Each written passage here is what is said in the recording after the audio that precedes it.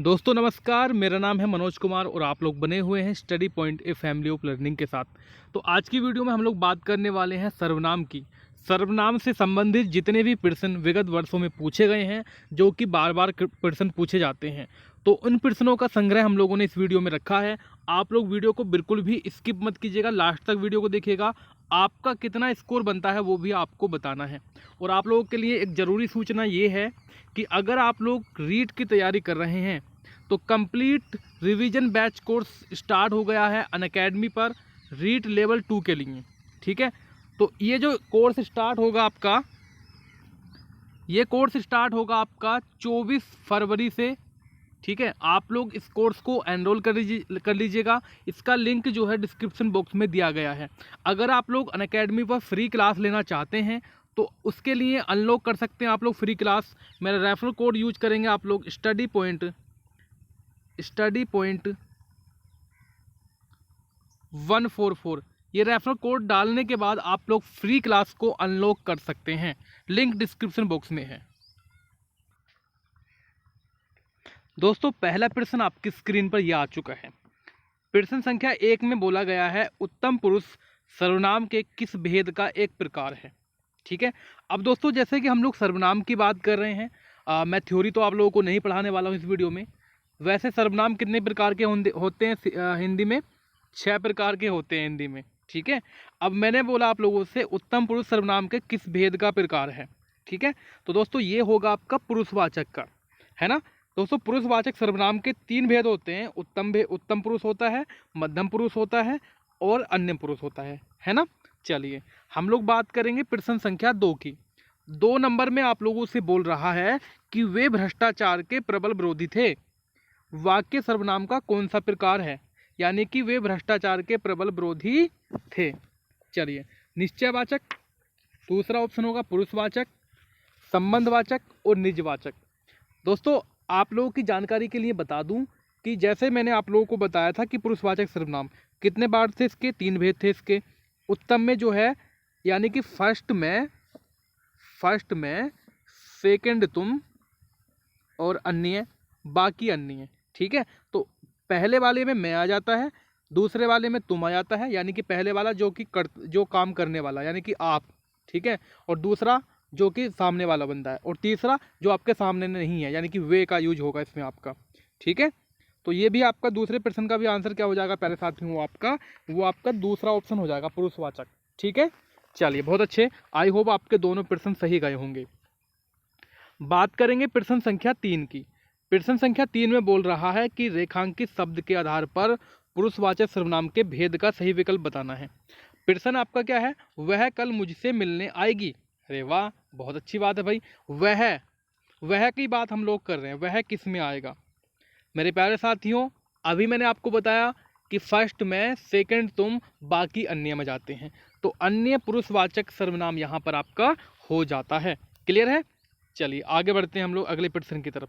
अब आपको देखना है कि निम्नलिखित प्रश्न में 4 विकल्प दिए गए हैं, सही विकल्प बताना है आपको।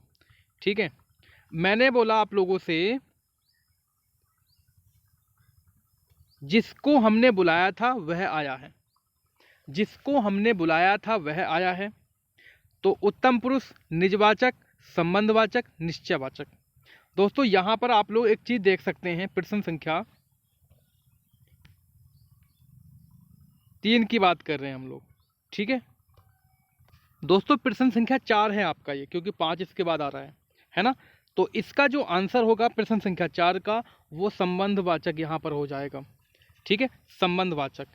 बात करते हैं प्रश्न संख्या 5 की। कोई सज्जन आपको बुला रहे हैं, इस वाक्य में किस सर्वनाम का प्रयोग हुआ है? कोई का यूज हुआ है गाइज, यहाँ पर किसका हुआ है? कोई का यूज हुआ है। तो बताइए आप लोग क्या हो सकता है? लगाओ दिमाग में क्वेश्चन अपना जल्दी फटाक से। दोस्तों कोई प्रश्न आप लोगों को समझ में नहीं आता है तो कमेंट सेक्शन में पूछ सकते हैं। ठीक है, 5 नंबर का जो आंसर हो जाएगा अनिश्चयवाचक सर्वनाम हो जाएगा यहाँ पर, क्योंकि कोई, भाई हमें नहीं पता ना कौन है, निश्चित नहीं है ना। चलिए इसके बाद बढ़ते हैं अगले प्रश्न की तरफ। दोस्तों अगले प्रश्न में बोल रहा है सब कोई सर्वनाम किस प्रकार का उदाहरण है? सब और कोई। प्रश्न संख्या 6, यह होगा संयुक्त सर्वनाम। संयुक्त सर्वनाम। प्रश्न संख्या 7, आप भला तो जग भला, ये क्वेश्चन कई बार पूछा जाता है एग्जाम में, और इसका सटीक आंसर भी आप लोग अच्छे से दे ही देंगे। आप भला तो जग भला यानी कि निजवाचक सर्वनाम यहाँ पर थर्ड ऑप्शन हो जाएगा। इसके बाद वे भ्रष्टाचार के प्रबल विरोधी थे, वाक्य में सर्वनाम का कौन सा प्रकार है? वे, देखो फिर से क्वेश्चन आ गया आपका, है ना, 8 नंबर क्वेश्चन। दोस्तों अभी मैंने बताया था कि अन्य में पहुंच जाता है ये, तो ये पुरुषवाचक की बात हम लोग करेंगे यहाँ पर। अगला प्रश्न रहेगा प्रश्न संख्या 9। जो सर्वनाम शब्द वक्ता, श्रोता अथवा किसी अन्य व्यक्ति के लिए प्रयोग किया जाता है उसे हम लोग क्या कहते हैं? यानी कि वक्ता, श्रोता और अन्य, ये पुरुषवाचक में आता है ना, है ना, तो हम लोग 9 का क्या लगा देंगे? पहला ऑप्शन लगा देंगे। प्रश्न संख्या 10। उस विकल्प का चयन करें जो दिए गए वाक्य में सर्वनाम के भेद का सही विकल्प है। क्या होगा? प्रश्न आपका यह है कि घनश्याम ने अपने आप कार्यक्रम की पूरी तैयारी कर ली, यानी कि खुद ब खुद, अपने आप। बताइए आंसर आप लोग 10 नंबर का। दोस्तों निजवाचक, क्लियर है? बहुत अच्छे, सभी वीडियो को लाइक कर देंगे एक बार फटाक से। और अगला प्रश्न आपकी स्क्रीन पर ये रहा, निम्न में निश्चयवाचक प्रश्नवाचक सर्वनाम कौन सा है?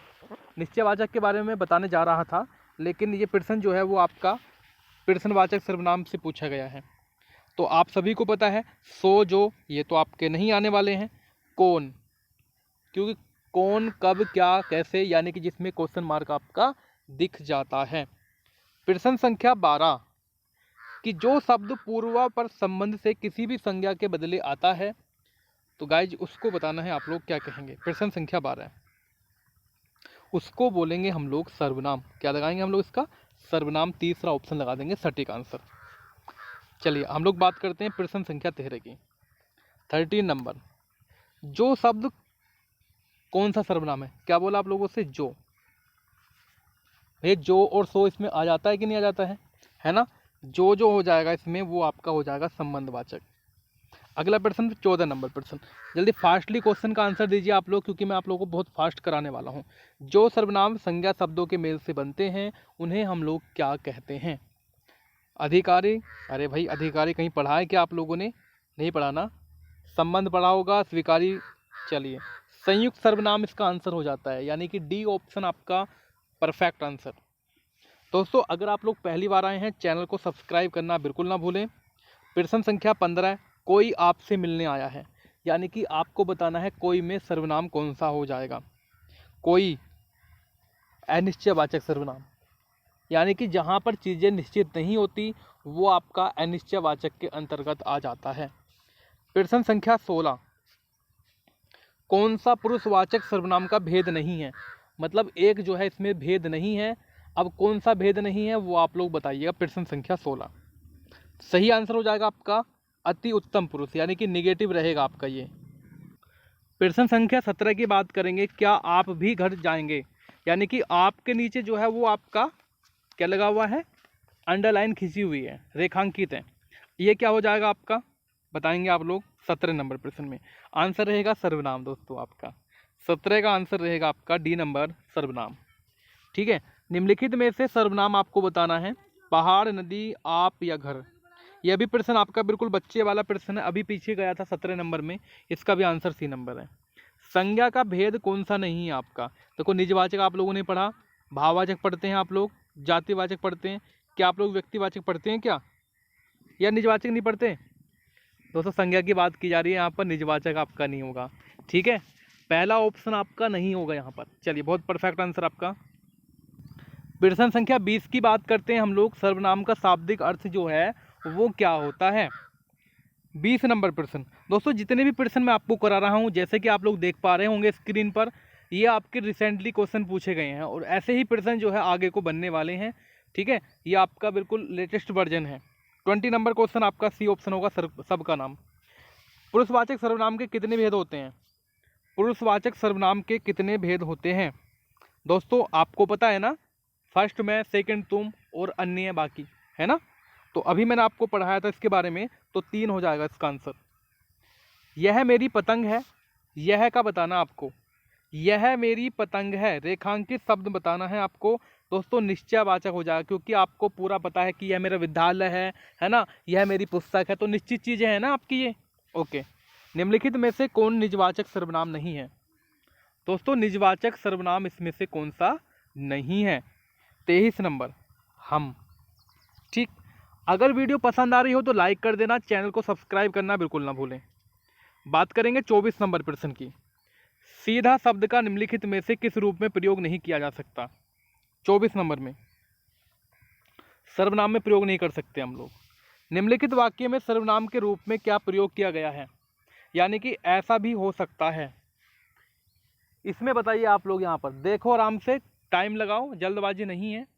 अगर आंसर आपको जल्दी दे रहा हूँ तो वीडियो को रोक रोक कर आप लोग आंसर देंगे और लास्ट में बताएंगे कि कितना स्कोर आप लोगों का जा रहा है। क्लियर है? शाबाश, चलिए बहुत अच्छे। इसका आंसर हो जाएगा बी नंबर, ऐसा। बात करेंगे 26 नंबर की। निम्नलिखित में से क्या एक संबंधवाचक सर्वनाम नहीं है? क्या नहीं है 26 में? तो यह है आपका संबंधवाचक नहीं है।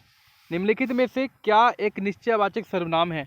भाई निश्चयवाचक में आपको बताया कि मतलब जो चीज़ें निश्चित होती हैं, जैसे मैंने अभी बताया कि यह मेरी पुस्तक है ना। अब आपको बताना है कि निश्चयवाचक सर्वनाम हैगा इसमें कौन सा होगा, तो यह मैं आपको आंसर बता चुका ही हूँ। इसके बाद निम्नलिखित में से कौन पुरुषवाचक सर्वनाम है?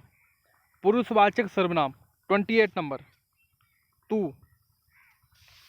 2 प्रश्न और बचे हैं आपके।